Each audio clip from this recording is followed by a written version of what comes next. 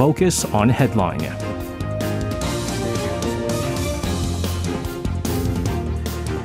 All right, let's take a look at what major issues are making the headlines today on Focus on Headline. Joining us in the studio today, we have our reporters Yoon Se-young and Che Ji-hee. Guys, welcome back. Hello. We are going to continue our coverage on the October 29th Itaewon tragedy here. Special Investigation Police Division pinpointing 6 figures as suspects for alleged professional negligence resulting in that massive deadly crowd crush here. We did mention throughout our program that, of course, after the national mourning period, which ended this past Saturday, that there's going to be more results of the investigation. There's going to be more, information as to who is responsible or which entities or group of people are responsible for all this. Chi, let's get the latest details on this. Sure. So the Special Investigation Division launched last week has been looking into the causes behind this incident in Itaewon and the response of related authorities. And the spokesperson for the team, Kim Dong-ok, said at a briefing on Monday that the team has probed 154 people and brought in 6 figures as suspects. And the suspects include former police chief Lee Im-jae and Ryu Mi-jin, who was in charge of the Situation Room of the Seoul Metropolitan Police Agency at the time of the incident. 2 officials from the intelligence team at Yongsan Police Station and Yongsan-gu District Chief Park Hee-young, as well as Yongsan Fire Chief Choi Sung-bum. And all 6 suspects face the allegation of professional negligence, and Ryu and Lee could be additionally charged with dereliction of duty, while officials from the intelligence team could be additionally accused of the charges of abuse of authority and destruction of evidence. And according to the Special Investigation Team, Lee, who was chief of the Yongsan Police Station when the incident happened, left a restaurant located near the station a little before 10 p.m. after being notified of the ongoing situation in Itaewon, but arrived at the scene of the incident at 11:05. But we know that from Itaewon to Noksapyeong, where the restaurant he was in was, it's not very far from each other. And the Special Investigation Division is looking into whether he properly carried out his duties from the car which he used to move to the scene of the incident from that restaurant in giving on-scene commands. And the team will also investigate why the Yongsan Police Station first reported that Lee had arrived at the scene at around 10:20 p.m. And the team is also looking into why the Yongsan Police Station deleted its internal report written a few days before the incident, which suggested concern about a possible safety accident in Itaewon during the Halloween period. And intelligence officials, in fact, wrote a report calling for more support out of concern of a possible safety accident occurring in Itaewon, as crowds were expected to gather in the area during that Halloween weekend. And the team's investigation into data collected through a raid showed that the head of the intelligence team ordered the officials to delete details and eventually ordered the deletion of the initial report after the incident occurred. And Yongsan-gu District Chief Park Hee-young's whereabouts on the day of the incident are also being questioned. The district office said Park visited her hometown in South Gyeongsang Province and returned to Seoul at about 8 p.m. on the day of the crowd surge. And local reports showed that Park left a message in a chat saying she was worried about the crowds in Itaewon, but took no further action regarding it. So right now, an intensive police investigation conducted by an independent probe team consisting of 500 officers is underway to uncover what exactly went wrong in Itaewon on that day. And President Yoon Suk-yeol on Monday vowed that those found responsible will be held accountable. Okay, a lot of he did this, or he did a lack of this, or she did not do so and so. And so far right now, amongst the many that are currently being investigated right now, we have 6 main figures. Now, here is the thing here, okay? If you've been following this story from day one, And a lot of us, when we're watching, we found out about the Itaewon incident. Some of us actually could not go to sleep, and we were up very early in the morning getting some of the updates. One other person that was giving the latest updates in the very early mornings, it was a Sunday morning, hours after the Itaewon crowd crush occurred, there was the chief of the Yongsan fire station, Choi Sang-bum.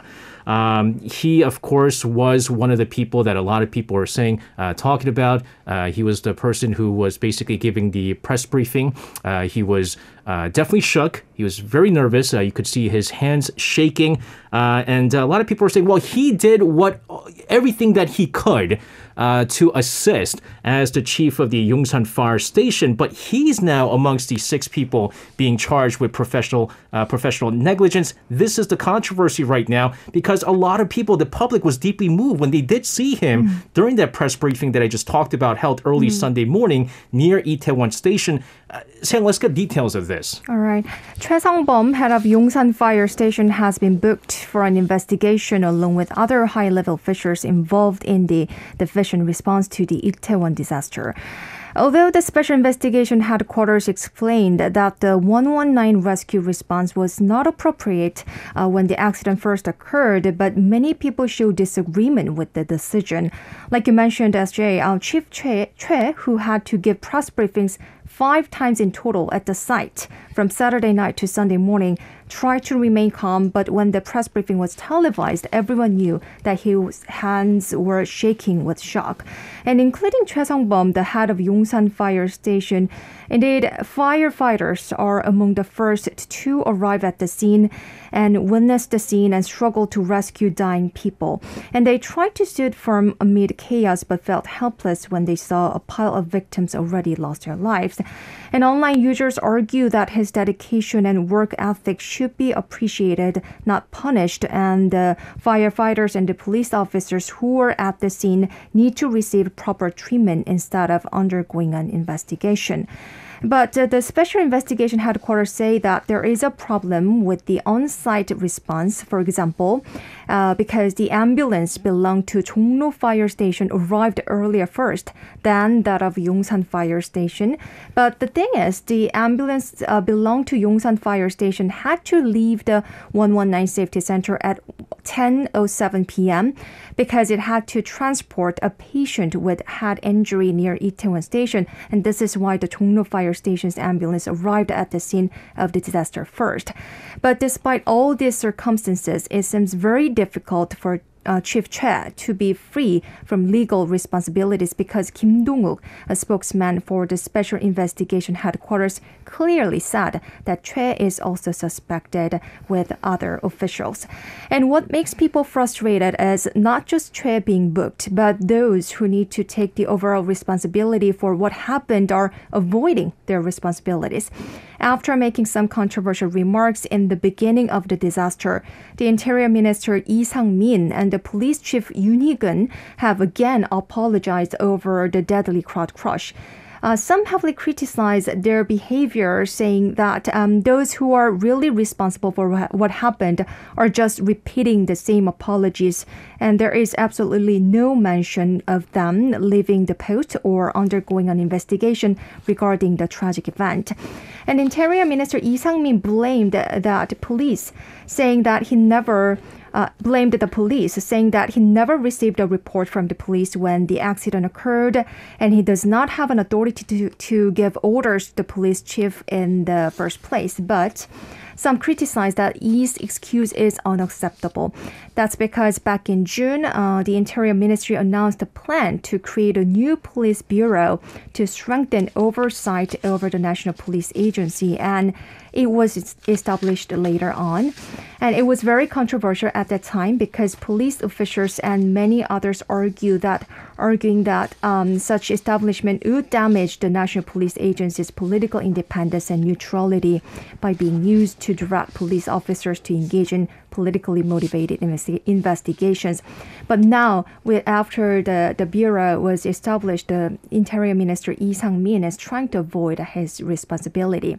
And in the meantime, in a closed-door meeting Monday held to review crowd control and other safety regulations, President Yoon strongly rebuked the police, and this showed President's intention to hold police accountable for what happened in Itaewon on October 29th. And although it was a closed-door meeting, President's remarks were disclosed to the public under President Yoon's guidelines to deliver the contents of the meeting to the public without concealment.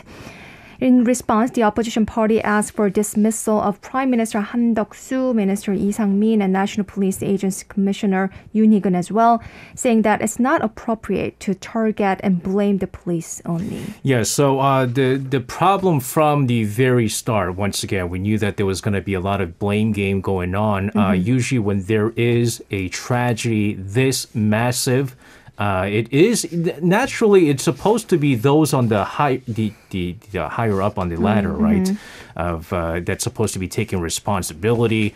The right thing people say is that they either resign, take responsibility, take proper apologies. I mean, obviously, apology is the first thing that's being issued here. And so initially, a lot of the public was basically saying, okay, so the Yongsan-gu District chief, the first person that should be responsible, second person, of course, the police chief, and then the interior minister, because Lee Sang-min is in charge of the safety of basically the country, right? And the biggest thing was when there was a meeting in place where they discussed the Itaewon gathering, they discussed things like sexual harassment. They discussed things like drugs, right? The use of drug use and things like that. But there was no mention of any crowd control. So basically, a lot of people are saying, well, why are you blaming the middlemen, the middle managers and the people in the bottom of that ladder here? For example, the police officers, right? Like, what are the 200 police officers at the site of the scene going to do when there are no protocols in place? And of course, I think what everyone saw with the Yongsan-gu fire station chief was that he did what he can. I don't know if you guys know how the ambulance systems are put in place. It's not like they have 10 ambulances available in a single fire station. There's like 2 or something like that. And obviously when they're busy, other things happen. But again, there's going to be more fingers being pointed left and right. The big question is, over time, who is going to be ultimately responsible for it? It seems like the higher ups are saying, well, it was not our fault. We did what we can. But what really angers a lot of the people is that there was a lot of information and reports that were being deleted, which I think is ridiculous. Yes. And the truth has to come out eventually, I think is the big thing. And this is not an investigation where it's just going to end over a 1-week period. It's going to go on for weeks and months at that. And so most important thing is to, again, the investigation is going to continue on. So we'll see what we'll get over time here.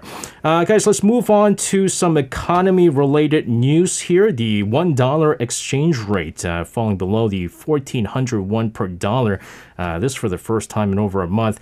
The South Korean won rising by around 1% here. Not a lot, but still, it is a good recovery when it did almost approach the 1,500 won mark, almost, not too long ago. Gee, let's get the details of this. Right. So the Seoul Foreign Exchange Market closed at 1,384.91 this afternoon, which is down 16.31 from the closing price of the previous trading day.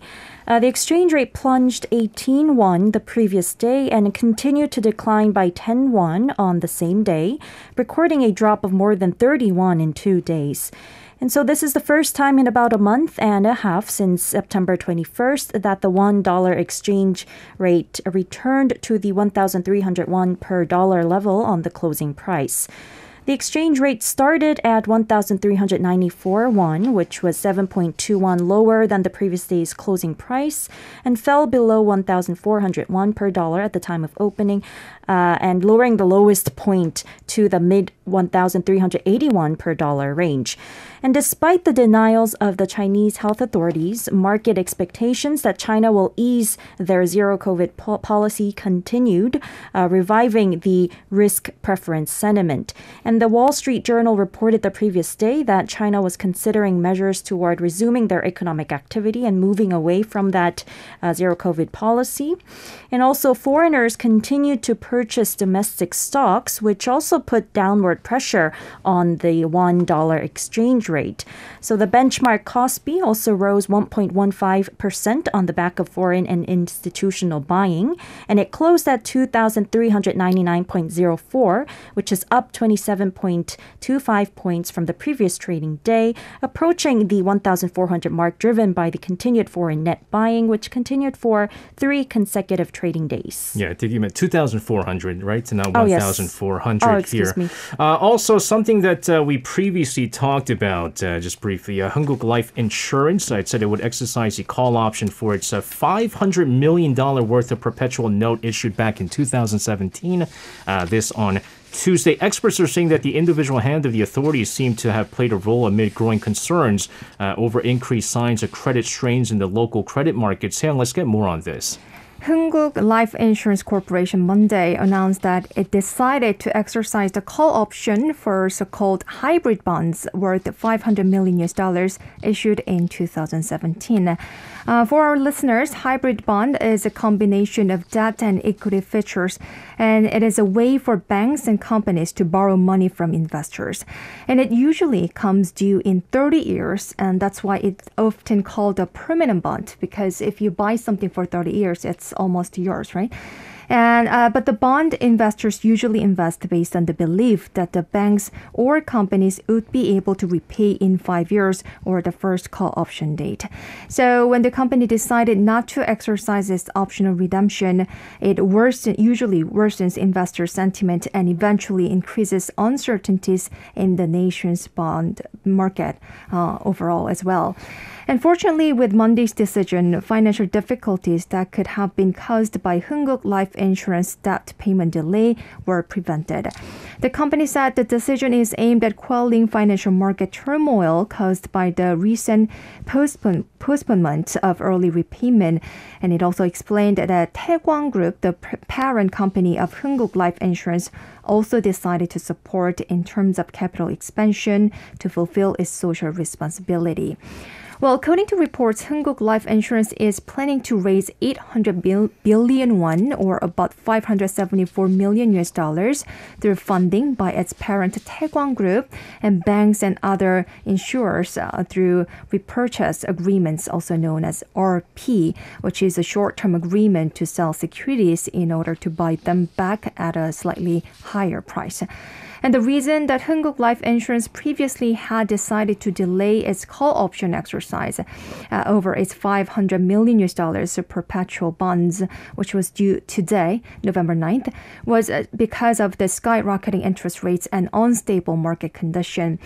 Instead, under the step-up clause, it said it would raise interest rates for the investors for the next 6 months from original 4.475% to 6.742%. But as soon as it made such decision, there was a strong criticism in the market, citing broken mutual trust. And there was also a huge concern that the South Korean financial market overall was frozen due to the controversy surrounding Hanguk Life Insurance. And pundits say Hanguk Life Insurance, which said it would not exercise the call option at first, suddenly decided to repay it, apparently taking into account such internal and external evaluations. And the market watcher also say an invisible hand at the government level may have played a role because Hanguk Life Insurance is a minimum-sized insurance company, but its decision had a huge impact on the nation's financial market. Plus, previously, South Korean financial authorities said they have been in close consultation with Hanguk Life and closely monitoring the situation of corporate credit market, which hinted something will be done at the government level. But a spokesman for the Financial Supervisory Service denied a report that Governor Lee Bok-hyun had strongly pursued Hanguk Insurance after it made an announcement to delay exercising the option due to the impact it would bring to Korean bonds overseas. In the meantime, Hunguk Insurance apologized for causing confusion in the financial market due to its initial decision.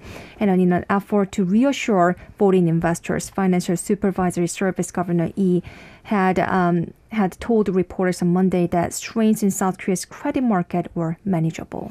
Let's go on to some positive news this time. The goods account turned into a surplus. That's for the first time in 3 months. Total current account also exceeded in turning into a surplus last September. But the overall volume decreased greatly compared to a year ago, with imports still exceeding exports in some sectors. Jihi, let's get information on that. Sure. So according to the interim balance of payment statistics, which was released by the Bank of Korea earlier today, the current account surplus in September was recorded as $1.61 billion, which is about 2.25 billion won. However, the surplus was down by $8.89 billion from the same month last year. So from January to September this year, the accumulated current account recorded a surplus of $24.14 billion. However, the surplus was down $43.27 billion from the same period last year. And South Korea's current account maintained a surplus for 23 consecutive months from May 2020 to March of this year, but it turned into a deficit in April due to a surge in imports and overseas dividends. And a month later in May, it immediately recovered to a surplus. But 4 months later in August, after recording a deficit of $3.05 billion, it again struggled to cross the threshold of surplus with a difference of about $1.6 billion in 1 month. And looking at the balance by item, the goods balance recorded a surplus of $490 million. And this is about $5 billion more than in August. And it's the first time in 3 months to turn into a surplus. However, compared to a year ago, the surplus decreased by $9.06 billion. And most notably, exports fell 0.7% from September last year. And this is the first decline in 23 months since October 2020. And on the other hand, imports increased by 18% from a year ago. And on a customs basis, imports of raw materials, particularly gas, crude oil, and coal, all the energy resources increased by 25.3% compared to the same month last year. And the service account was also in a deficit of $340 million. And the deficit widened by $280 million compared to, once again, September last year.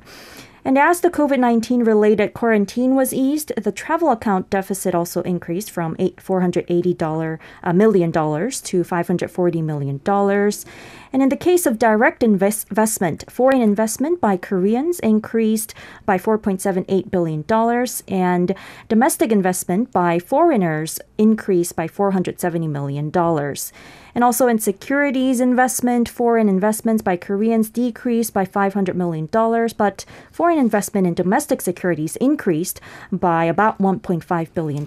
It's a whole lot of money that you just covered on this, but it's not surprising that the exports have been down for South Korea. Again, you said it was the first time in about 23 months, right, in exports. But what we're seeing right now is the vast majority of the exports that's on a decline is on the semiconductors and memory chips right now. And in fact, right now, South Korea, there's a stockpile of semiconductors, but it's the base effect. During the height of the COVID-19, there was a huge demand for memory chips. There was a huge demand for, the semiconductors because of all the computers and things like that. Everyone was staying indoors and they're buying, electronics and things like that. But now everything's kind of eased, and so it's the base effect that we're seeing at this time.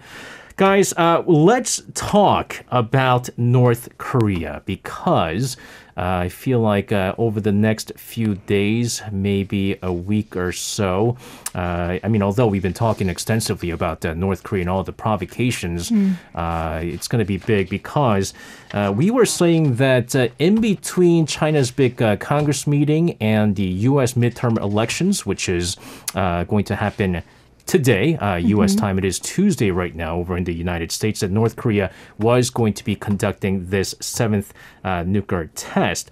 But watchers are saying that we have satellite image experts analyzing that there are no special signs of an imminent nuclear test, which is kind of throwing us off guard once again. And as we know, North Korea has been very unpredictable with some of their actions there. So let's get some information on this. All right. David Schumer, a senior researcher at the James Martin Non-Proliferation Center, told Radio Free Asia Monday local time that no specific sign or activity is currently detected at or around tunnel number 3 of the Punggye-ri nuclear test site. He said the tunnel number 3 is currently ready for use, and it is true that North Korea has the option to conduct its 7th nuclear test whenever it wants to, but explained that no clear movement is observed for now. He, however, added that it is noteworthy that the reactor at the Yongbyon nuclear facility has been operating since July. In the meantime, some experts also said that the recent physical restoration of a rocket launch site in Dongchangni cannot be read as a sign of an imminent intercontinental ballistic missile test either. At the same time, he added, if the regime develops a larger and more sophisticated space-launched aircraft at the launch site, the technology can also be applied to the development of intercontinental ballistic missiles, though. That's right. And one of the things that we were talking about before was that we had reports, satellite image reports. They were looking at tunnel number 3 and tunnel number 4 as well. And they're saying that because there is no special movement coming in from tunnel number 3, and also, I think they cleared out the path for tunnel number 4. They're saying, well, number one analysis that they're getting is that they're ready for a nuclear test at any time possible. But also, what they're also saying is, well, because everyone is predicting that they're going to be conducting their nuclear test through the tunnel number 3, that maybe they set up another area where they could test it. So, again, with some of the things that North Korea has been doing, like firing SLBMs at a reservoir and things like that, they're known to have also tested intercontinental ballistic missiles or these ballistic missiles through trains because, you know, they move and stuff like that. They're trying to throw people off.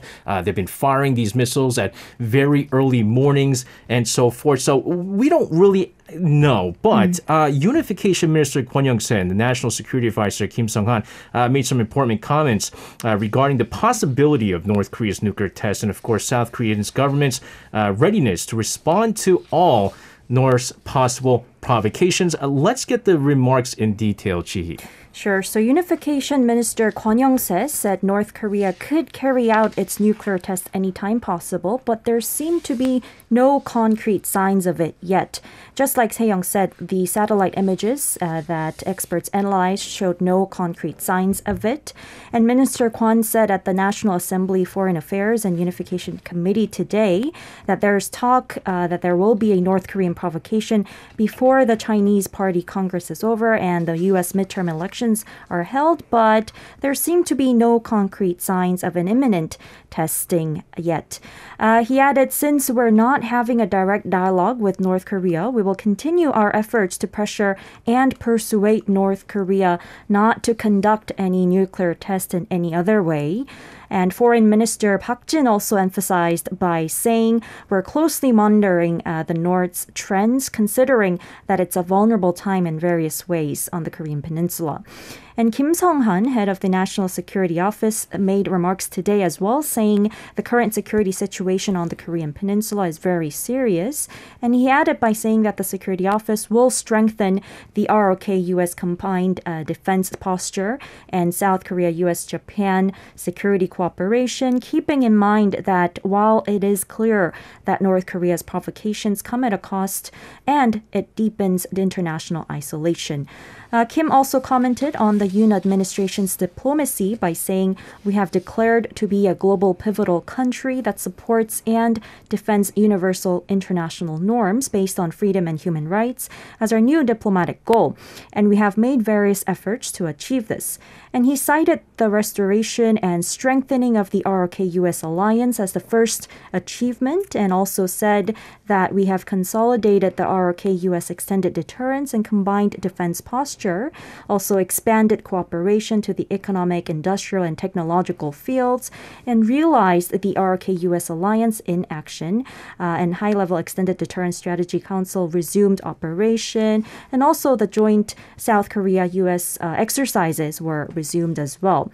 And he also emphasized that the core foreign policy principle of strengthening solidarity for freedom has been imprinted on the international community, and it has also laid the foundation for normalizing Korea-Japan relations as well. Yeah, I mean, the only thing is, though, I mean, we've been seeing a lot of these joint military drills. We've seen joint naval drills. We've seen joint air drills between South Korea and the United States. The fact is, though, I mean, this is not going to deter North Korea from conducting their nuclear test. If anything, it's probably going to make them want to test their nuclear weapons even more, because anytime we talk about these new military drills that are happening between the two sides, there's been in fact, we're seeing unprecedented number of missile provocations this year, and even was it last month, this month, over the past few weeks now.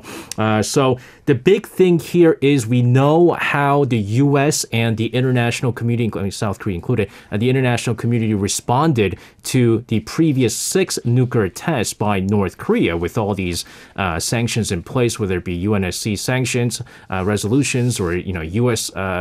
Sanctions and the EU sanctions and so forth. But what about the 7th one, right? Because it's kind of seems like they're planning to do something different if North Korea ends up testing their 7th nuclear test, but we don't know just yet. There's a lot of talks right now. But another thing that we're watching very closely is the U.S. midterm elections. It is Tuesday right now, U.S. time, which means that in just a few hours from now, I believe, since the Eastern Standard Time is the first, I guess the polls will open first in the East Coast of the United States. So we have just about a few hours from now, I guess. Observers in Washington saying that North Korea may be adjusting the timing of its 7th nuclear test. So what's this about, Seong?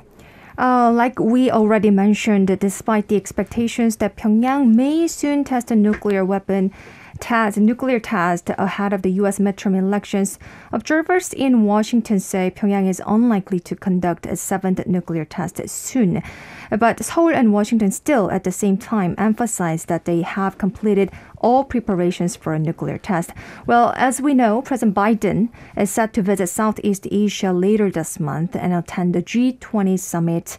And some predict that North Korea may conduct a nuclear test during that period to maximize its impact on the international community.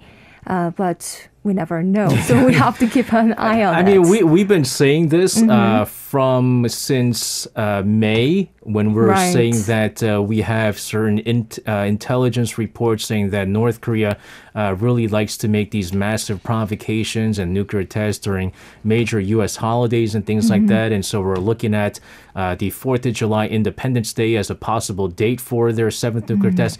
It never happened, although some people might argue that at the time, North Korea was number one, going through a COVID-19 outbreak. Number two, they were also it was monsoon season. And so there was flooding going on in North Korea as they always kind of go through during monsoon season. But yeah, if North Korea was going to kind of throw off and send a message to Washington during the U.S. midterm elections, it should have happened probably today. It should have happened now, right? Yes. Because it's already Tuesday, U.S. time. Elections are going to happen. The polls are going to open. People are going to go vote, and then just doing it now doesn't really make a whole lot of sense. But saying again, that's another analysis that comes out of the many analysis that's been coming out. But the fact is, North Korea, I don't think they're trying to pick a specific date.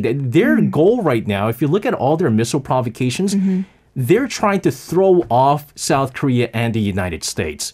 And one of the things you see that is, again, usually their missile tests happen something like 6 a.m., 7 a.m., 8 a.m., 9 a.m., in the mornings, right? But they've been conducting their missile tests also at 1 a.m., 1:30 a.m., 2 a.m., when everyone's sleeping and things like that. This is kind of their way of saying, listen, when everyone's sleeping, we can attack, right? So we throw them off. Fire these SLBMs from reservoirs because they can't detect it. They had no idea that this was possible because all these submarines that launch these missiles are usually done at seaports, throwing them off once again. So for North Korea, it doesn't make sense for them to target a date for the 7th nuclear test on a specific date that everyone thinks is going to happen, right? It's probably going to happen on a day that no one is going to think is going to happen. So again, North Korea has always been unpredictable. The big question is how the international community going to respond to all this? On Monday also, top officials of South Korea and U.S. navies, as well as Japan's Maritime Self-Defense Force, discussing cooperation and response measures against North Korea's continued nuclear and missile threats. Chi, let's also get updates on this. Sure. So according to the South Korean Navy, Chief of Staff Admiral Lee Jong-ho met with U.S. Pacific Fleet Commander Admiral Samuel Paparo and Chief of Staff of the Japan Maritime Self-Defense Force Admiral Sakai Ryo in Yokohama on the sidelines of the Western Pacific Naval Symposium. The three sides exchanged opinions on enhancing security cooperation to effectively contain and respond to the North's nuclear and missile threats.